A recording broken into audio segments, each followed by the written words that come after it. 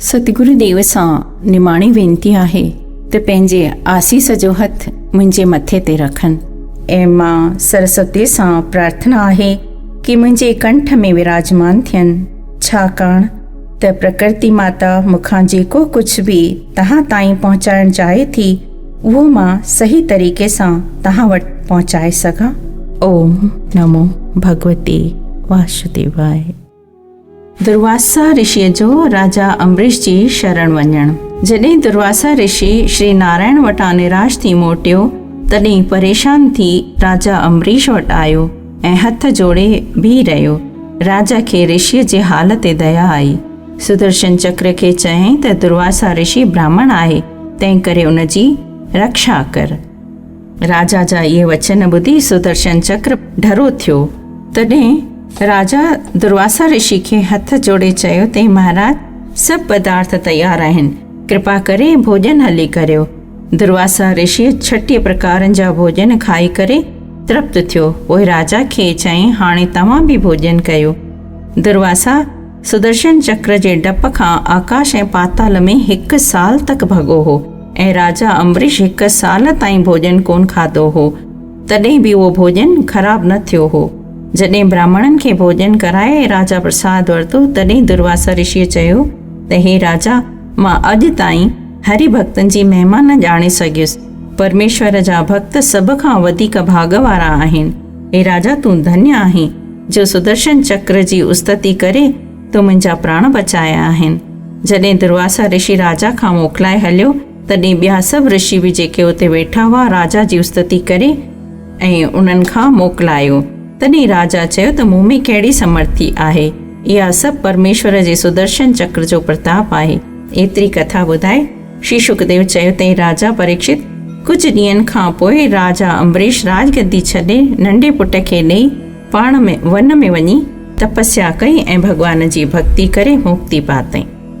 राजा त्रिशुंक ऐं हरिश्चंद्र जी कथा। श्री शुकदेव चयो त परीक्षित, मानधाता जे मुक्ति पाइण खां पोइ संदसि वॾो वंश में हारत नाले हिकिड़ो प्रतापी राजा थियो, जंहिं नांगनि खे घणी मदद करे गंधर्वनि खे मारियो हो। तॾहिं नांगनि पंहिंजे भेण उन्हनि खे परणाए ॾिनी हुई ऐं वरदान ॾिनो हो त जेको तुंहिंजे नाले जो सिमरन कंदा तंहिंखे को बि नांग दुख न ॾेई सघंदो। उन हारत जे वंश में त्रिशुंक नाले हिकु राजा पैदा थियो हो। त्रिशुंक हिकु ॾींहुं वशिष्ठ मुनीअ खे चयो त तव्हां मूंखे अहिड़ो कोई यज्ञ करायो जो मां शरीर समेत स्वर्ग में वञा। वशिष्ठ चयो त अहिड़ो यज्ञ मूंखे कोन कराइणु ईंदो आहे। तॾहिं त्रिशुंक वशिष्ठ जे पुटनि वटि वञी इहा ॻाल्हि कई। तॾहिं उन्हनि पारातो ॾिनो त तूं गुरूअ जो वचन कूड़ो सम्झी असांखां पुछणु आयो आहीं कि उहो सही आहे कि न, तंहिं करे तूं चंडाल वञी थींदे। त्रिशुंक जॾहिं सुबुह जो उथियो त सारो शरीर ऐं कपिड़ा कारा ॾिठाई। तॾहिं विश्वामित्र ऋषिअ खे वञी चयईं त हे स्वामी, मूंखे गुरूअ जे पुटनि पारातो ॾिनो आहे ऐं चंडाल बणायो आहे। विश्वामित्र वशिष्ठ जो दुश्मन हूंदो हो, तंहिं करे मां हाणे तव्हांजी शरण आयो आहियां, मुंहिंजी मुराद पूरी करियो। विश्वामित्र खिली चयो त हे राजा, हाणे तुंहिंजी शिकिल कंहिं बि हालत में बदिलजी नथी सघे। एतिरो थी सघे थो जो मां हिनीअ शिकिल सां स्वर्ग में पहुचाईंदोमि। एतिरो चई विश्वामित्र ऋषियुनि खे पाण वटि घुरायो ऐं राजा त्रिशुंक खां यज्ञ करायईं।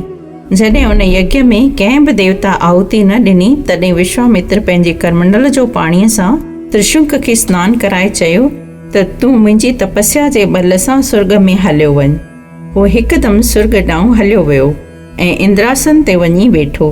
पर इंद्र उन खे लत हणी किराए छॾियो ऐं चवणु लॻुसि त तूं चंडाल आहीं, तंहिं करे मथो हेठि करे किरी पओ। स्वर्ग में चंडालनि लाइ कोई जाइ कोन्हे। किरण वक़्तु राजा चीखे करे चयो त हे विश्वामित्र, मूंखे इंद्र लत हणी हेठि पंहिंजे आसन तां किराए छॾियो आहे, तंहिं करे मुंहिंजी मदद करियो। एतिरो ॿुधी विश्वामित्र त्रिशुंक खे चयो त तूं इते ई बीह रहो। जॾहिं उहो उते बीह रहियो तॾहिं विश्वामित्र पंहिंजे योग बल सां नओं स्वर्ग ठाहियो। देवता बि नवां बणाया। तॾहिं देवताउनि विश्वामित्र खे वेनती कई त हे ऋषि, ॿियनि देवताउनि ठाहिण करे असांजी बेइज़ती थींदी।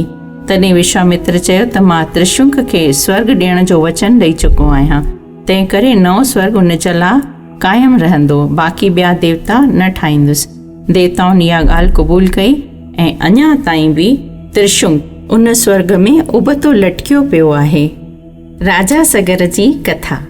त्रिशुंक जो पुटु राजा हरिश्चंद्र महाप्रतापी हो। वरी उन जो पुटु रोहित हो। वरी उन जे वंश में बाहुक नाले हिकु राजा थियो। उन खे का संतान कोन हुई। दुश्मननि राजा बाहुक खां राज बि खसे वरितो। जॾहिं राजा मृत्यु खे प्राप्त थियो त हुन जी वॾी राणीअ सती थियण लाइ तयार थी, पर महर्षि ओवर्क खे गर्भ जी ॼाण हुई, तंहिं करे उन खे सती थियण खां रोके छॾियो। पर ॿियनि राणियुनि ईर्ष्या करे उन खे ज़हर ॾिनो, जंहिंजो उन ते को बि असरु कोन थियो। उन ज़हर सां गॾु उन बालक जो जनमु थियो। इन जे करे उन जो नालो सगर रखियऊं। गर ज़हर खे चवंदा आहिनि। जॾहिं हू बालक वॾो थियो तॾहिं घणी सेना गॾु करे ॿियनि राजाउनि खे जीते पंहिंजे पिता वारी राजगद्दी हथु कयईं ऐं राज सिंघासन ते वेही ॾाढे न्याय ऐं धर्म सां राज करणु लॻो ऐं वॾो महाप्रतापी राजा थियो। ओवर्क नाले ऋषि उन जो गुरु हो। सतनि दीपनि जे राजा खे वस करे हुन 2 शादियूं कयूं। राजा सगर खे केसरी नाले राणीअ मां असमंजस नाले हिकु पुटु पैदा थियो ऐं संग्रती नाले राणीअ मां हिकु धीअ ऐं 60,000 पुट पैदा थिया। हिकिड़ो पुटु असमंजस जो हो, उन जो नालो हो अंशुमन। उहो महाबलवान हो। असमंजस अॻिले जन्म में योगी हो, तंहिं करे प्रजा खे सताइण लॻो। लाचार थी राजा उन खे वनवास ॾिनो। पंहिंजे पोटे अंशुमन खे पाण वटि रहायो। कुझु वक़्त खां पोइ राजा सगर 100 अश्वमेध यज्ञ करण जो वीचार कयो। राजा 99 यज्ञ पूरा कया ऐं आख़िरी यज्ञ जे लाइ श्याम वरण घोड़ो छॾे 60,000 पुटनि खे उन जी संभाल लाइ मोकिलियो।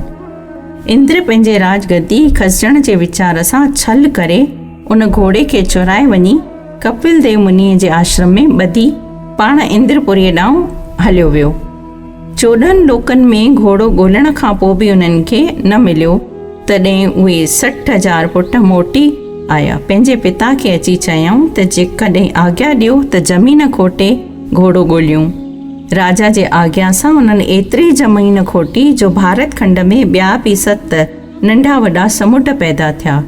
जॾहिं हू कपिल देव जे आश्रम में पहुता तॾहिं उन्हनि घोड़े खे उते ॿधल ॾिठो।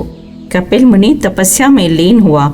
ख़ुशीअ में हुननि घणे ज़ोर सां आवाज़ कयो, जंहिं करे कपिल मुनीअ जी समाधि टुटी पई।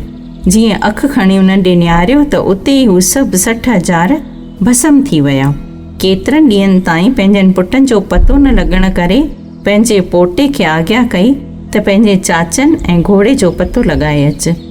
अंशुमन पतो कंदे कपिल मुनीअ जे आश्रम में पहुतो। तॾहिं मुनीअ खे दंडवत करे उन जी उस्तति कयईं। कपिल मुनीअ ख़ुशि थी चयो त हे राजकुमार, तूं पंहिंजो घोड़ो बेशक वठी वञ, पर तुंहिंजा चाचा जो मुंहिंजे क्रोध करे जली भस्म थी विया आहिनि, से हाणे जहिड़ा की न थी सघंदा। जॾहिं गंगा जी अची पंहिंजे जल सां उन्हनि जूं हॾियूं ऐं रख वहाईंदी तॾहिं उन्हनि जो उद्धार थींदो। एतिरो ॿुधी अंशुमन मुनीअ खे दंडवत करे श्याम वर्ण घोड़ो खणी राजा वटि अची सॼो हाल ॿुधाईंसि। राजा इहा ईश्वर जी इच्छा मञी शांत रहियो। राजा 100 यज्ञ पूरा कया। अंत समय ऋषि ओवर्क खां ज्ञान उपदेश वठी पंहिंजे पोटे अंशुमन खे राजगद्दीअ ते विहारे हरि चरणनि में ध्यानु लॻाए परम गतिअ खे पातईं। श्री गंगाजीअ जी कथा। श्री शुकदेव चयो त हे राजा परीक्षित, राजा अंशुमन घणो वक़्तु न्याय ऐं धर्म सां राज हलायो। पोइ पंहिंजे पुट दिलीप खे राजगद्दी ॾेई पाण पंहिंजे चाचनि जे मुक्तीअ लाइ श्री गंगाजीअ जो तप करे परलोक सुधारियो। राजा दिलीप बि गंगाजीअ खे प्रसन्न करण लॻो, पर हू बि कामयाब थी कोन सघियो ऐं परलोक सुधारियो। दिलीप जे हिकिड़े पुटु भागीरथ हो। जॾहिं उनखे ख़बर पई त मुंहिंजे पिता ऐं ॾाॾे माता गंगा जो दर्शन करण वास्ते तप करे नेठि परलोक पधारजी विया आहिनि, तॾहिं भागीरथ प्रण कयो त पहिरियां ई मां माता गंगा खे आणे पोइ राजगद्दीअ ते वेहंदुसि। इहा पक करे उहो बि वन में वञी तपस्या करण लॻो। तॾहिं श्री गंगा जी प्रसन्न थी स्त्री रूप धारे भागीरथ खे दर्शन ॾेई चयो, घुर तूं जेको घुरी। भागीरथ चयो, माता गंगा, मुंहिंजा वॾा कपिल देव मुनीअ जे क्रोध सां मरी भस्म थी विया आहिनि। तूं जॾहिं मृत्युलोक में अची उहा रख ऐं हॾियूं पंहिंजे लहरुनि में वहाईंदीअ तॾहिं उन्हनि जो उद्धार थींदो।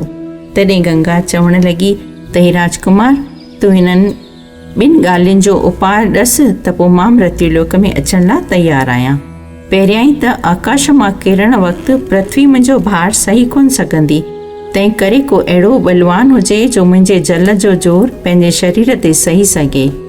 ॿियो त पापी मनुष्य मूं में सनानु करे मुक्ति पाईंदा, तिन जे पाप जो भार मूं ते रहंदो, त पोइ उहो मां कीअं सही सघंदसि। एतिरो ॿुधी भागीरथ चयो त हे जग तारणी, मां महादेव खे वेनती करियां थो त हू तोखे मस्तक ते धारण कंदा ऐं महात्माउनि ऐं ऋषियुनि जो सनानु करण करे अधर्मियुनि जे सनानु करण सां तो ते पाप न लॻंदो। इहा ॻाल्हि क़बूल करे गंगा जे उतां अंतर्ध्यान थी वई। भागीरथ वरी श्री महादेव जो भॼन करण लॻो। तॾहिं महादेव भागीरथ खे दर्शन ॾेई चयो त घुर जेकी तूं घुरी। भागीरथ वेनती कई त हे कृपालु, मां पंहिंजनि वॾनि जे उद्धार लाइ माता गंगा खे मृत्युलोक में अचण लाइ अरदास कई हुई।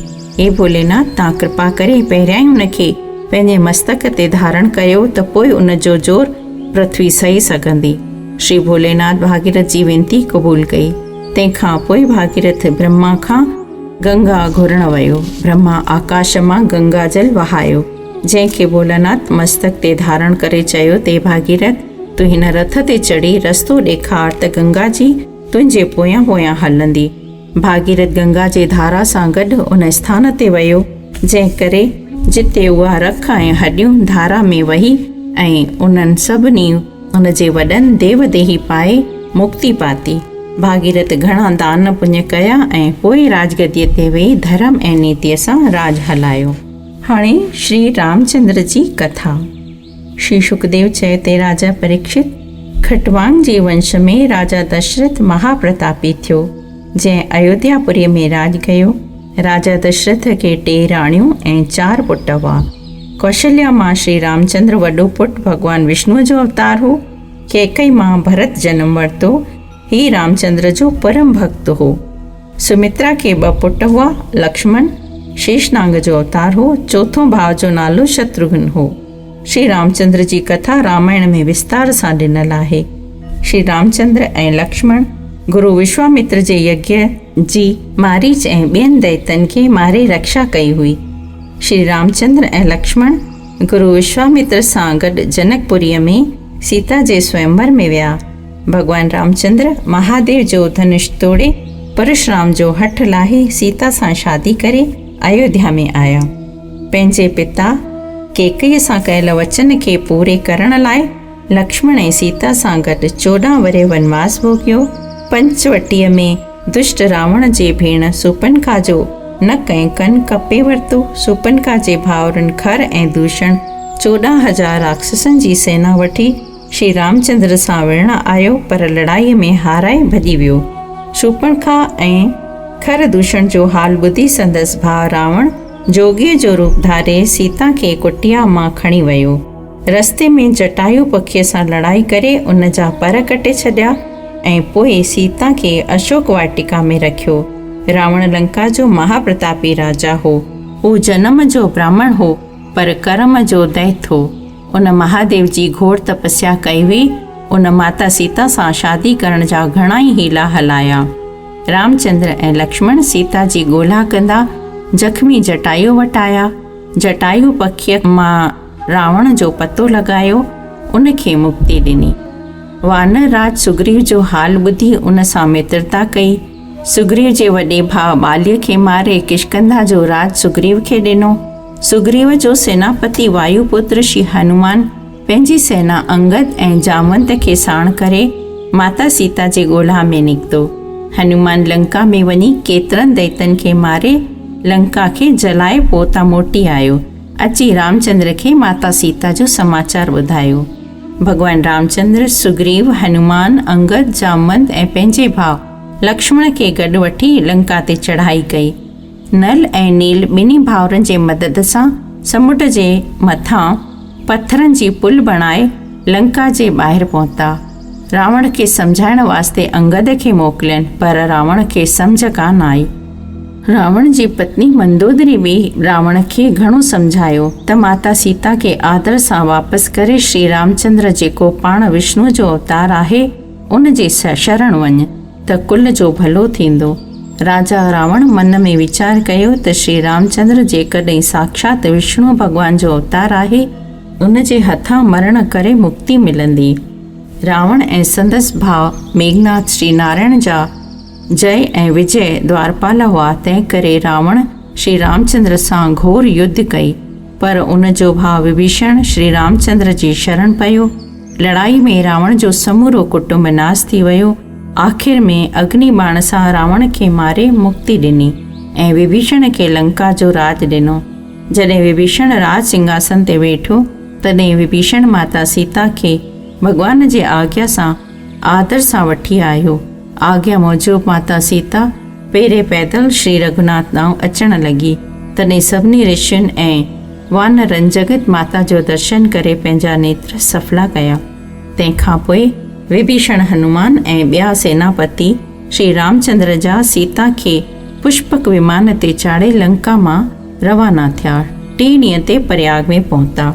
रामचंद्र हनुमान खे अयोध्या मोकिलियो त हे हनुमान, वनवास जा 14 साल पूरा थियण वारा आहिनि, तंहिं करे पहिरियां ई भरत खे असांजे अचण जो समाचार वञी ॾे। जेकॾहिं मां वक़्त ते न पहुचंदुसि त भरत पंहिंजो शरीर त्यागे छॾींदो। तॾहिं हनुमान वायु वेग सां अयोध्या में आयो। अयोध्या में अची श्री रामचंद्र जे अचण जो समाचार भरत खे ॿुधायो। भरत गुरु वशिष्ठ शत्रुघ्न पंहिंजी सेना ऐं अयोध्या वासियुनि खे साण करे श्री राम सीता ऐं लक्ष्मण खे गुलनि जी वर्खा कंदा अयोध्या में वठी आया। पहिरियां ई माता कैकई खे दंडवत करे, पोइ सभिनी खे दंडवत करे गुरु वशिष्ठ जे आज्ञा मूजिबि राजगद्दीअ ते वेठो, धर्म ऐं न्याय सां राज करण लॻो। सीता खे वाल्मीकि जे आश्रम में मोकिलणु। श्री सुखदेव चए ते राजा परीक्षित श्री रामचंद्र राजगद्दीअ ते वेही संसारी जीवन जे कल्याण वास्ते घणा यज्ञ ऐं दान कया ऐं पंहिंजो राजकाज ऋषियुनि ऐं मुनियुनि जे आज्ञा सां हलाइण लॻा। नारद ऐं ॿियनि ऋषियुनि आशीर्वाद ॾेई चयो त हे महाराज, तव्हां पंहिंजे स्वरूप जो ध्यानु असांखे दान कयो आहे, तंहिंमें असां मगन रहूं, पोइ ई राज काॾे कंदासीं। तॾहिं ब्राह्मणनि खे गायूं ऐं ॿियो दान ॾेई धर्म सां राज करण लॻा। हिकु राति पाण प्रभु वेस बदिलाए पंहिंजे राज में घुमण निकिता। हिकु धोबीअ जे घर संदसि स्त्रीअ सां तकरार हली रही हुई। धोबी पंहिंजी स्त्रीअ खे चयो त मुंहिंजे बिना चवण जे हिकु राति ॿाहिरि किथे गुज़ारी अथई। हाणे मां तोखे पंहिंजे घर न रखंदुसि। मां राजा रामचंद्र कोन आहियां जो सीता 1 साल ॿाहिरि रही ऐं तॾहिं बि उनखे महल में वापसि आंदो अथई। श्री रामचंद्र इहा ॻाल्हि ॿुधी व्याकुल थी महल में वापसि आया। सुबुह जो उथण सां लक्ष्मण खे चयो त सीता गर्भ सां आहे ऐं उनखे वाल्मीकि जे आश्रम में छॾे अच। लक्ष्मण भाउ जे डप खां माता सीता खे रथ ते चाढ़े वाल्मीकि ऋषिअ जे आश्रम में छॾे आया ऐं भाउ जी आज्ञा माता सीता खे बि ॿुधायनि। तॾहिं माता विलाप करे रोअण लॻी। थोरी देरि खां पोइ लक्ष्मण खे चयईं त प्रभु खे हथ जोड़े मुंहिंजे पारां वेनती कजोसि त मूंखां जेको अपराध थियो हुजे उहो मूंखे माफ़ कजो, छाकाणि जो मां घणनि जन्मनि जी उन जी दासी आहियां। एतिरो ॿुधी लक्ष्मण मोटी आयो ऐं ॾाढो दुखी थियो। वाल्मीकि ऋषि हुनखे कन्या वांगुरु पालींदो हो। कुझु ॾींहंनि खां पोइ सीता खे लव ऐं कुश 2 पुट महासुंदर ऐं तेजवान प्रतापी पैदा थिया। जॾहिं श्री रामचंद्र अश्वमेध यज्ञ करण वक़्तु लक्ष्मण खे सीता जे वठण वास्ते मोकिलियो, तॾहिं सीता माता लव ऐं कुश पंहिंजा 2 पुट लक्ष्मण खे सौंपे ॾिना। सीता अयोध्या में यज्ञ वारे हंधि पृथ्वीअ में समाइजी वई। इहो हाल ॾिसी श्री रामचंद्र खे घणो शोक थियो ऐं वरी ब्रह्मचर्य में रही यज्ञ आदि कंदा रहिया। 11,000 वर्ष अयोध्या में राज करे प्रजा खे सुख ॾिननि। तंहिंखां पोइ श्री रामचंद्र उत्तर जो राज भरत खे ॾिनो, उलहंदे जो शत्रुघ्न खे ऐं उभरंदे जो लक्ष्मण खे ॾिनो। अयोध्या जो राज पंहिंजे पुटनि खे ॾेई वैकुंठ ॾांहुं पधारिया। श्री रामचंद्र जो फ़क़ति नालो वठण सां जीव संसार सागर खां पार लंघे वञे थो। श्री रामचंद्र पाण त्रिलोकीनाथ हुआ, जगत जे कल्याण वास्ते सघणो अवतार वरितो हो ऐं पंहिंजी माया रची हुई। ओम नमो भगवती वासुदेवाय। मुंहिंजे चैनल दुर्गा वासुदेव खे अगरि सब्सक्राइब न कयो अथव त प्लीज़ उनखे सब्सक्राइब ज़रूरु कंदा।